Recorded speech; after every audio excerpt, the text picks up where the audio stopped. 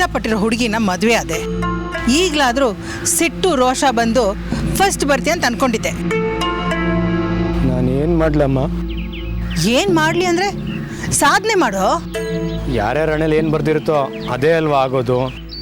ನಾಚಿಕೆ ಆಗಲ್ಲ? ಹಣೆ ಬರ ಅಂತೀಯ? ವಯಸ್ಸಾಗಿರೋ ನಾನೇ ಹಾಗೆ ಮಾತಾಡಲ್ಲ, ವಯಸ್ಸು ಹುಡುಗ ನೀನು ಹಣೆ ಬರ ಅಂತೀಯಲ್ಲ. ನೀನು ಹುಟ್ಟು ನೋಡ್ಕೊ, ಹೋಗಿ ಸ್ನಾನ ಮಾಡ್ಬಿಟ್ಟು ಬಾ, ತಟ್ಟೆ ಇಡ್ತೀನಿ. ಹ್ಞೂ ಹ್ಞೂ ಹ್ಞೂ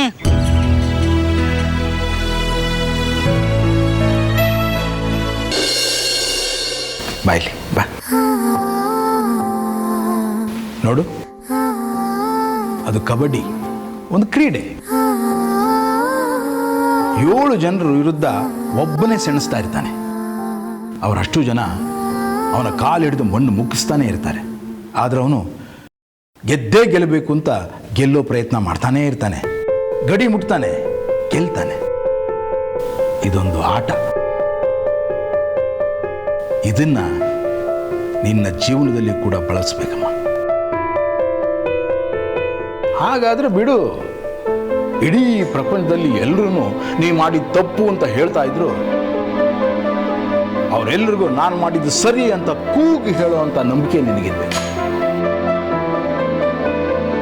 ಆರಂಭದಲ್ಲಿ ಅವರು ತಪ್ಪು ಅಂತ ಹೇಳ್ಬೋದು, ಅವಮಾನ ಮಾಡ್ಬೋದು, ಚಿಮಾರಿ ಹಾಕ್ಬೋದು. ಆದರೆ ನೀನು ನಂಬಿಕೆ ಬಿಡಬಾರದು. 4 ದಿನ ಹೋದ್ಮೇಲೆ ಎಲ್ಲರೂ ಅದಕ್ಕೆ ತಲೆ ಬಾಗ್ತಾರೆ. ನಿನಗೆ ಗೊತ್ತಾ, ಸತ್ಯ ಮತ್ತು ಒಳ್ಳೆತನ ಯಾವಾಗಲೂ ಒಂಟಿಯಾಗೇ ಇರೋದು.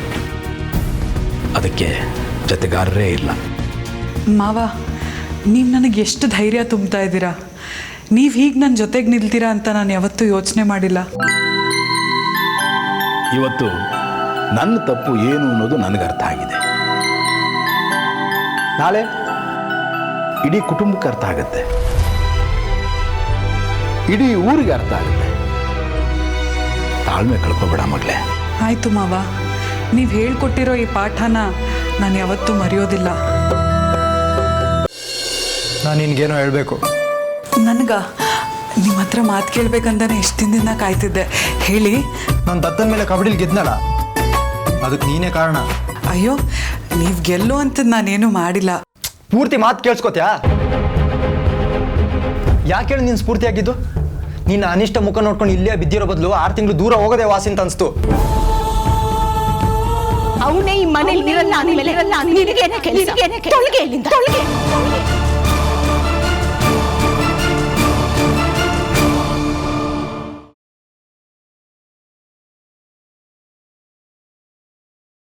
ನಾ ಇರೋ ತನಕ ಈ ಮನೆ ಒಳಗ ನನ್ನ ಬರೋಬ್ಬರಿ ಬರ್ಲಿಕ್ಕೆ ನಿನಗ ಸಾಧ್ಯನೇ ಇಲ್ಲ. ನಿಮ್ಗ ಅಧಿಕಾರ ಬೇಕು, ಬರೀ ಅಧಿಕಾರ ಬೇಕು, ಹೌದಲ್ಲ? ಈ ಮನೆಯೊಳಗ ನಿಮ್ಗೆ ಎಷ್ಟು ಅಧಿಕಾರ ಅದನೋ ಅಷ್ಟ ಅಧಿಕಾರ ನನಗೂ ಅದ.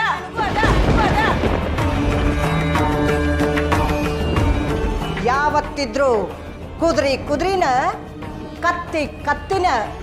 ಅತ್ತಿಯವರ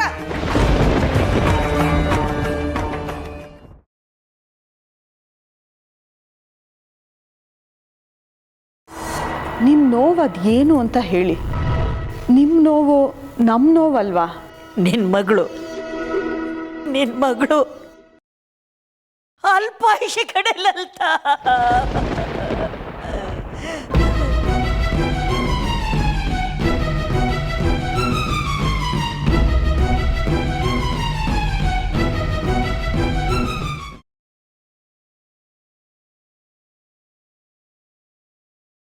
ಸಾಮಾನ್ಯವಾಗಿ ಪೇಟೆಂಟಿಂದ ಲಕ್ಷಗಟ್ಟಲೆ ಹಣ ಬರುತ್ತೆ. ರೆಸಿಪಿ ಬರೆದು ಕೊಡುವಂಥ ಲಕ್ಷ್ಮಿ ಅವ್ರಿಗೆ ಕೇಳಿದ್ರು, ಅವರು ಒಪ್ಪಿರಲಿಲ್ಲ. ಅದಕ್ಕೆ ಅವ್ರನ್ನ ಎದುರಿಸಿ ರೆಸಿಪಿನ ಬರ್ಸ್ಕೊಂಡು ಅವ್ರನ್ನ ಸಾಯಿಸೂ ಇರ್ಬೋದು. ನಿಮ್ಮ ಹೆಂಡತಿನ ಕಾರ್ ಡ್ರೈವ್ ಮಾಡ್ಕೊಂಡು ಹೋಗ್ತಿದ್ರಾ? ಹೌದು ಮೇಡಮ್. ಲಕ್ಷ್ಮಿ ಅವ್ರ ಫೋನ್ ಡೀಟೇಲ್ ಸಿಕ್ಕಿದೆ. ಎಲ್ಲಿದ್ದಾಳೆ ನನ್ನ ಮಗಳು?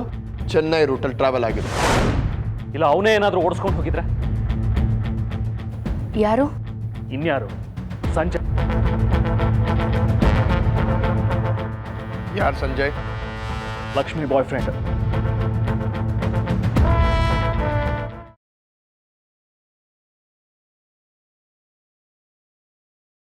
ನನ್ನ ಮಗ ಧರ್ಮಸಿಂಹನ ಪದಕ ಎಲ್ಲಿ? ಅಬೇ ಅದು ಪದಕ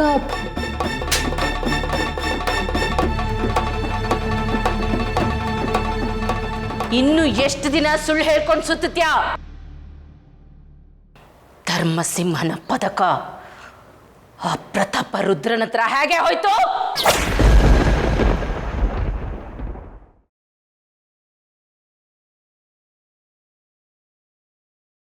ಅಳ್ತಾ ಇದೆಯಾ? ಏನವ ಮಗಿನ ಥರ ನಾವಿನ್ ದೇಶಾಂತರ ಹೋಯ್ತಾ ಇದ್ದೀವಿ. ನೀವು ಬಂದಾಗ ಎಷ್ಟು ಖುಷಿ ಆಯ್ತು, ಈಗ ಹೋಗುವಾಗ ಅಷ್ಟೇ ದುಃಖ ಆಯ್ತದೆ. Hi darling. ಹಾ, ಈಗ ಹೋಗ್ತಿದ್ದಾರೆ. Yes, love you mister Gurumurthy. ಮಾವ, ಯಾಕೆ ಏನಾಯ್ತು? ಏನೋ ತುಂಬಾ ಟೆನ್ಷನ್ ಅಲ್ಲಿ ಇದ್ದೀರಾ? ಏನೂ ಇಲ್ಲ. ಯಾಕೇನೂ ಇಲ್ಲ?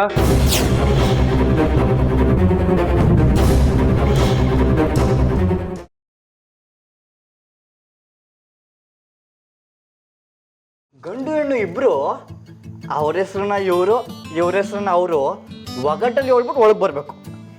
ಊರಿಗೆ ಪೈಲ್ವಾನ್ರು, ಪ್ರೀತಿಲಿ ಯಜಮಾನ್ರು, ನನ್ನ ಗೆದ್ದ ರಾಮೂರು ಇನ್ಮೇಲೆ ನನ್ನವರು.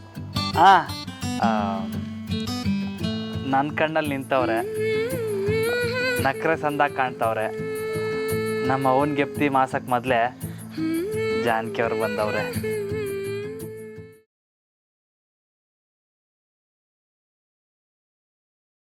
ಪರಮೇಶ್ವರ, ಇದೇನಪ್ಪ ಹೊಸ ಸಂಕಟ ತಂದಿಟ್ಬಿಟ್ಟೆ. ಶೇಷ ಆ ದುಷ್ಟನ ಜೊತೆ ಹೋಗಿದ್ದಾಳೆ, ಹೀಗೇನ್ ಮಾಡ್ಲಿ? ಯಾಕೆ ನಿನ್ನ ನಿಜ ರೂಪದಲ್ಲಿ ಬಂದು ನಿಲ್ಲೋದಕ್ಕೆ ಭಯನಾ? ಏ ಅವಿವೇಕಿ, ಮುಚ್ಚು ಬಾಯಿ.